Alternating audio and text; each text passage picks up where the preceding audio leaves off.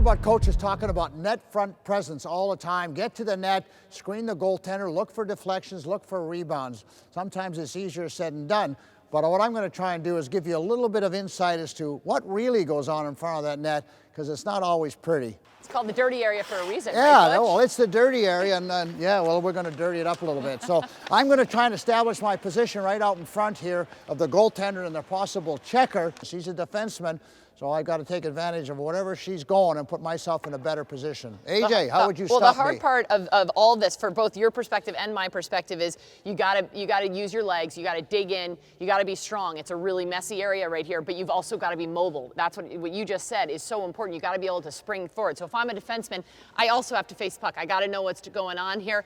I used to play behind the player so that I knew where my opponent was, I know where the puck is, and I'd try to move him out. I'd use my legs, I'd try to clear out, maybe stick my rear end right in here, try to move him.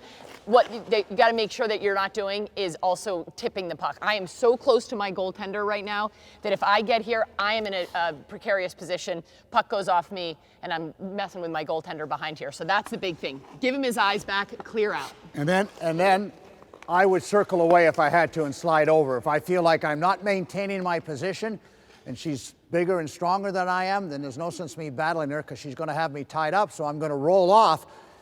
And depending on my timing, if the goaltender makes a save, maybe I'm all alone for a little bit of a rebound, or the puck bounces in my direction. But the biggest thing for guys in front, and there's Anders Lee is one of the best, is that he'll try to deflect, but if you watch him, he tries to change his position all the time. Sometimes he's in front of the defenseman. Other times, where is he? He's in behind the defenseman. So AJ, if I move here and I get in behind you, there's a couple things. I can come back and try to move him out, but it's a little more challenging because then you're also interfering with their goalie. As a defenseman, I could come out and actually try to block a shot too. This to me was a scarier position because I have no idea what's going on behind me with my opponent here, and he's left all alone. So I would be more likely to continue to try to move him out. So again, it's about position, and Anders Lee does it extremely well. And if he had AJ here, as an example, he would just turn right into here, and now she's on the outside looking in, and we've seen Anders do that an amount of times. It's not just that he's big and strong. There is a true skill to what he does there. He's got great hands, and like you say, he reads and he finds where the edge is, whether he's going for a tip, a backside tap-in, or whether he's just going to put his big body there. You know, when you're watching the game, you don't always need to watch the puck. You can watch what's going on at different parts of the rink, particularly in the front of the net. Boy, this is some sort of battle in front of the net.